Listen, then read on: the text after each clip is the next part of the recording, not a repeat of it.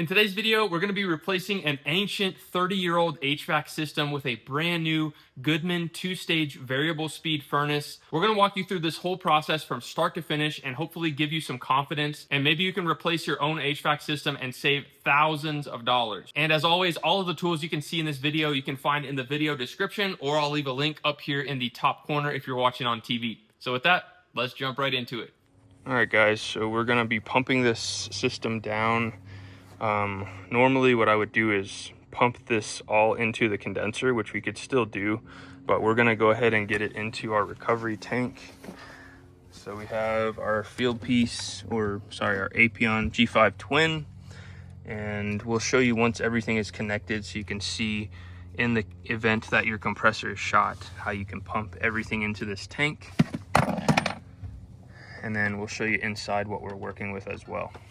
All right, so here's our gas furnace and our existing R22 coil. These are about 20 something years old, so definitely at end of life. But what we're gonna do is put a riser box in here with a filter rack, and that's going to make this filtration much more sealed and better flow. So we're gonna kill the power to this unit, get our gas shut off, get all of this ripped out, and then we'll show you what we have. All right, so we've got our two lines hooked up to our service ports. They go up to our manifold, and then we have our yellow line that goes to our inlet, and our outlet goes to our tank. And as you can see, we're pumping down, or slowly coming down. The lower this number gets, and the more full our tank gets, that will slowly start to lower, and it might take a few minutes, but as soon as we get to zero, we're gonna close these off, close this off, and then everything will be in our tank. All right, as far as equipment, this is what we're installing today, a nice Goodman R32 system. This is an 80% furnace, variable speed, 2-stage gas valve. And then we have our A2L R32, has the built-in TXV, really easy to install. I love a Goodman product.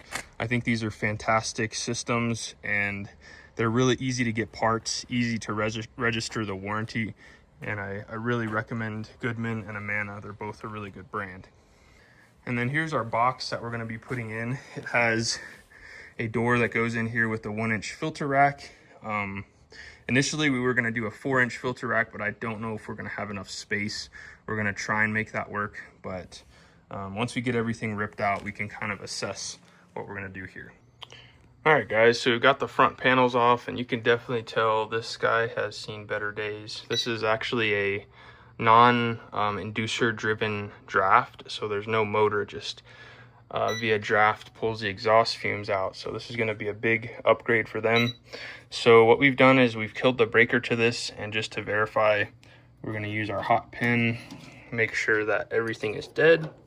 Then we'll remove this from the furnace. We'll turn our gas off, get all of this disconnected here. We've got our condensate drain removed, and everything has been pumped out of the system into that tank, so we can go ahead and cut our lines and get all of this taken out. All right, so we got our electrical disconnected from the furnace, gas is disconnected, and then in order to get this return off, what we're gonna do to make it easier is we simply took these two 5/16 bolts out, and we're gonna slide this right out. Check that out. Whew. It's not, I've seen worse. That's gonna make it a lot lighter, and now we're able to fold these back. They were just folded over, and we're gonna be able to unfold those and get it disconnected much easier. Check it out. So this unit has been freezing up constantly and just leaking, and we're pretty sure it had a leak somewhere, either in the condenser or in this coil. I'm really curious to see what the inside of this looks like once we get it ripped out. So we're gonna get our lines cut and get this slid out and see what the inside of this coil looks like. All right guys, so we got our coil out. Surprisingly, the inside of this isn't terrible, but there was obviously some sort of airflow issue or possibly a leak. I don't suspect a leak in the coil Rarely is it in these joints here, maybe in the condenser, but they did say they had to top it off from time to time. But overall, it was just a really old system. So got that removed, and we'll see where we're at with the condenser now. All right, so we got our old 2-ton condenser out. Our new condenser is set in place, leveled, and we're just working on these lines now. So it's just a 3/4 inlet, 3/8, same as what was here. So we're gonna go ahead and get that installed. If you're doing this yourself, we're going to Stay Bright 8 this, so stay tuned for that. You can use fittings to get from there to here and just purchase a small roll of 3/4 or whatever pipe you need. We're going to be using a bender, as we can see, our Hillmore bender, but you don't necessarily need to do that. You can totally install this with just fittings. All right, guys, so we've run into a little bit of a snag here. So this is a weird multi or split level home. So it has like a half space here, and then it goes up another half. So that's why this is so low. So we're gonna need to make some modifications here. So basically what we're gonna do, this is a 12x8 supply duct. We're gonna run and get a squared around, and we're going to, whatever size, I think a 12-inch flex will probably suffice. We're gonna come through this cavity here, and we're gonna tap into the top of this. So that's gonna allow all of this to be cut out and opened up. I'm gonna scribe a line here and just go ahead and cut all of this duct out, get it removed, and then while this is open, we can probably put that squared around in and get that buttoned up. So what we're gonna have is this box that I ordered as a kit, assembled it, has a really nice door here. Put our filter in, and we'll have just enough space for this, the furnace, and the coil, and it should come up to right here. So we're gonna go ahead and cut that out and get started here. All right, guys, so we got the Stay Bright 8 out. We have our Stay Clean flux that we're applying on our pipes. Everything has been cleaned up really good on the inside and the outside of our fittings. So once everything is fluxed up, we will put our fittings in place, and we'll show you just how easy this is to use. All right, so we're just gonna wipe any excess flux off. And the beauty of Stay Bright 8 is that the heat level is so much lower than brazing, so you don't have to flow nitrogen. You will not get that cupric acid built up on the inside. And we'll show you just how fast this is because it's only getting up to, say, 400 degrees. So let's go ahead and get these brazed up. We're just using a regular torch with MAP gas. You can use propane. Any torch will work for this.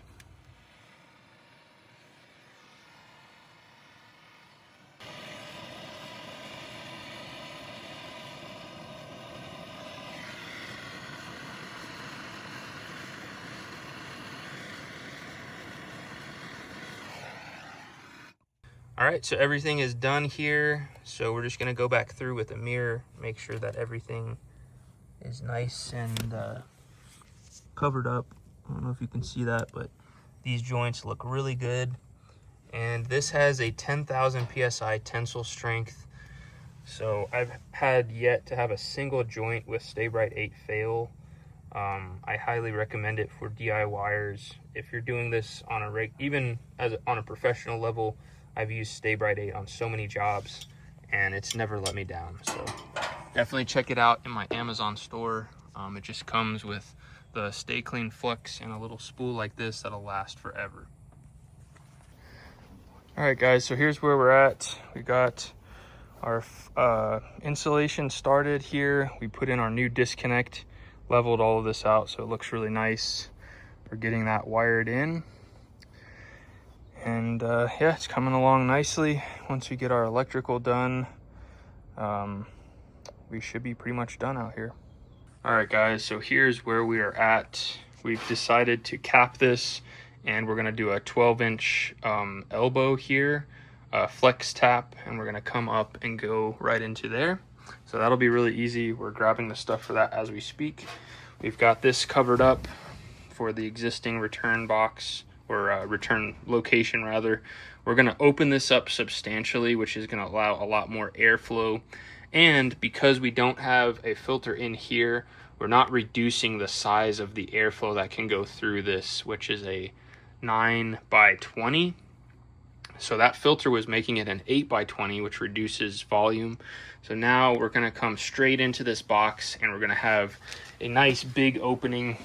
As you can see, this is our new box and so much more airflow. So this is going to be a huge upgrade. So we're going to go ahead and kind of see what our max opening is that we can cut into this box, and then we'll get our hole cut here.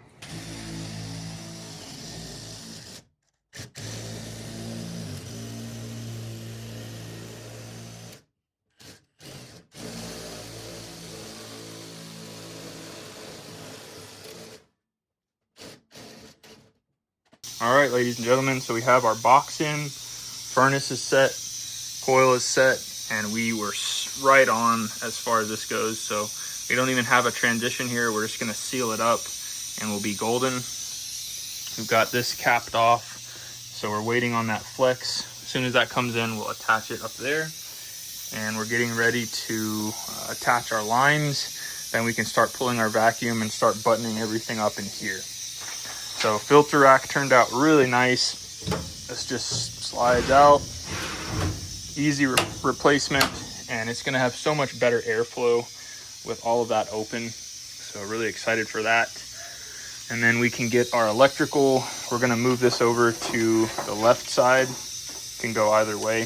And then our gas will come out right here and attach to our existing line. All right, guys, so I apologize, we've missed a bunch here, but we got this new disconnect put in. Everything is good to go there. We got to wrap up our insulation, but we're on our vacuum pump. So the way we have this is the True Blue kit goes to our Schrader core tool there on the low side. We have both cores removed, and right here we're pulling 260 microns. So we're well below that 500 micron. And then what we'll do to isolate is we'll turn this one off and leave this one open, and we'll let that sit for about 5 minutes. And as long as it doesn't go above 500, then we're good to go. So we'll let that run for a few minutes and show you what we got going on inside. All right, guys, we just closed this and we opened this. I failed to document that correctly. We were down to like 200 microns, and anytime you close off the micron gauge, it goes up a little bit, but we were well below 500 after letting it sit for 2 minutes. So we went ahead and used our service port to open these up. We'll open up the high side and then put our cores back in, and everything will be done out here.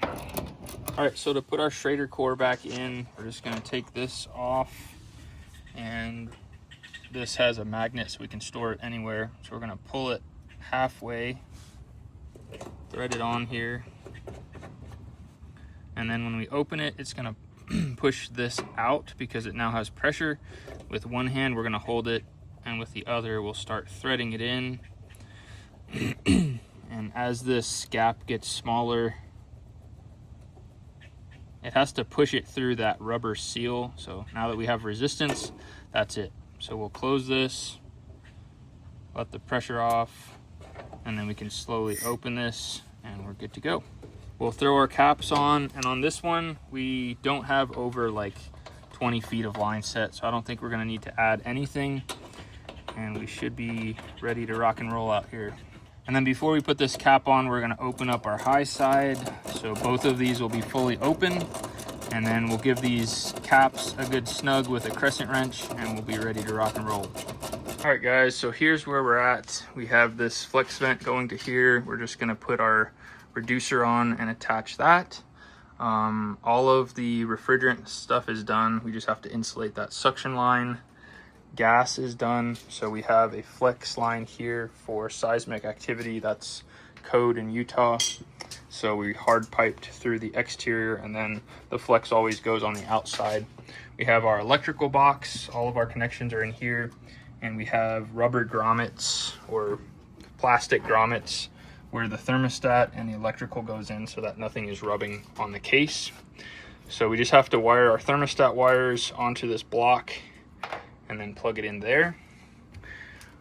Terry's working on our PVC condensate drain, and what I'm working on now is getting this flex put in. So we got our collar put on right there. That's good to go. We just have to seal it up with some duct sealant, run our flex up through here, and then we're gonna put our collar right there. So that's what I'm gonna be working on next, and then we'll get this piece of flex put in. All right, guys, everything is completely buttoned up out here. Everything turned out really good. We have our pad leveled. All of our refrigerant is done. Our electrical is done, and we are ready to fire this bad boy up. Let's hop inside and show you the inside. All right, we got our new ecobee thermostat on the wall. It is currently calibrating. We'll show you the wiring on the furnace and basically the finished product down there. So let's check it out.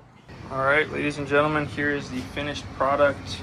So we've got our filter rack. That is super easy to access our filter. Pop that back in when you're done. Got our condensate drain, our new vent. Everything is tested on the heating and make sure everything works properly. We have our new flex. That's gonna be a huge upgrade in getting, we already could tell there's way more airflow getting over there and conditioned air, because that duct that's coming through here was actually before the outlet of that coil, so it was kind of ineffective. So this is much better of a setup, and they're going to be really happy with this. And then just to show you some of the wiring here, so these wires here are going down to the control board, and these are the wires from the thermostat, and then our A2L sensor just plugs into the Dragonfly board right there. Now on the board itself, in order to initially set it up for the outside unit, you simply go to the ODS setting, so you can toggle left or right through the settings on the LED board, and you go to ODS and you can put 1-stage AC, 2-stage AC, heat pump. It's really easy to set that up. And then when you keep scrolling, you'll go to tonnage, and you just put in the tonnage that this system is, and it automatically adjusts the CFM for that particular for that tonnage. So really cool system. This is completely variable speed, so it will ramp up and down, and I'm sure they're going to be really happy with this system. So everything's buttoned up, and yeah, hope you guys learned a thing or two from this video. Well, guys, this installation turned out so nice. It's such a big upgrade from what was there. And something I wanted to mention was we didn't have to put any refrigerant in this system, but on the occasion where you do need to add refrigerant, whether you have an existing system or a brand new system, a lot of times you only need like 2 pounds, maybe somewhere in that area. But AbilityRefrigerants.com will ship refrigerant directly to your doorstep, and you can get it in a small container like a 2-pound or even a 5-pound container. So you don't have to buy a massive quantity of refrigerant, and you can save a lot of money going that route. So check them out at AbilityRefrigerants.com. Now, if you want to see some other installations that are kind of catered to the DIYer using Stay Bright 8 and other methods to replace your HVAC system and save tons of money, you can find that full playlist right there. And until next time, you guys be safe. Later.